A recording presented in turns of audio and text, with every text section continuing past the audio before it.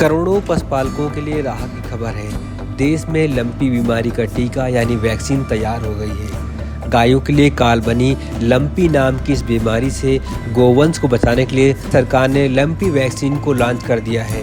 देश में निर्मित इस स्वदेशी वैक्सीन का नाम लंपी प्रोवैक इंड है। इस वैक्सीन को ICAR के हरियाणा के हिसार में स्थित राष्ट्रीय अश्व अनुसंधान केंद्र और भारतीय पशु चिकित्सा अनुसंधान केंद्र इज्जतनगर बरेली ने मिलकर बनाया है।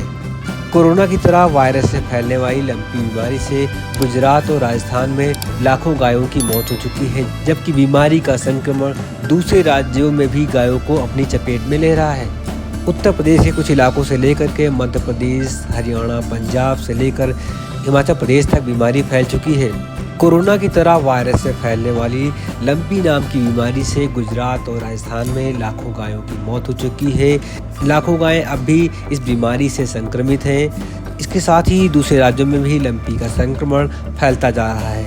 उत्तर प्रदेश के कुछ इलाकों, मध्य प्रदेश, पंजाब, हरियाणा से लेकर हिमाचल प्रदेश के कई जिलों में लंपी के लक्षण पाए गए हैं। लंपी अब तक लाइलाज बीमारी है जिसका लक्षण के आधार पर इलाज किया जाता है।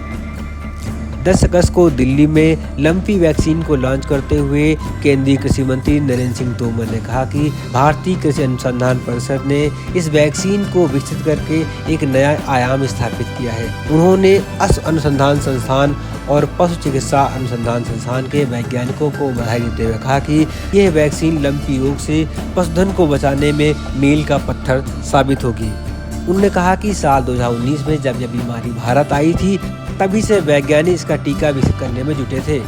केंद्रीय कृषि मंत्री ने खुशी जाहिर करते हुए कहा कि वैज्ञानिकों ने लंपी की चुनौती को स्वीकार किया और बेहद कम समय में सीमित परीक्षण में सभी मानकों का ध्यान रखते हुए इस वैक्सीन को तैयार किया है। उन्होंने अधिकारियों को निर्देश दिया कि जल्द से जल्द इस वैक्सीन को पशुपालकों को उपलब्ध कराया जाए।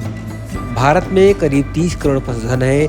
20वीं पशुगणना के अनुसार देश में गोवंश की संख्या 15.25 करोड़ है, जिसमें से 14 करोड़ 21 लाख देसी गोवंश हैं। साल 2012 और 2019 की पशुगणना के मुताबिक देश में गायों की संख्या तो बढ़ी है, लेकिन देसी गोवंश में 5.5% की कमी देखी गई है। अब लंपी चलते देश में देसी गोवंश को भारी नुकसान हुआ है। अब उम्मीद की जा रही है कि लंपी का टीका बनने से न सिर्फ लाखों गायों की जान बचेगी, बल्कि पशुपालकों को भी भारी राहत मिलेगी। न्यूज़ पोर्टली की रिपोर्ट।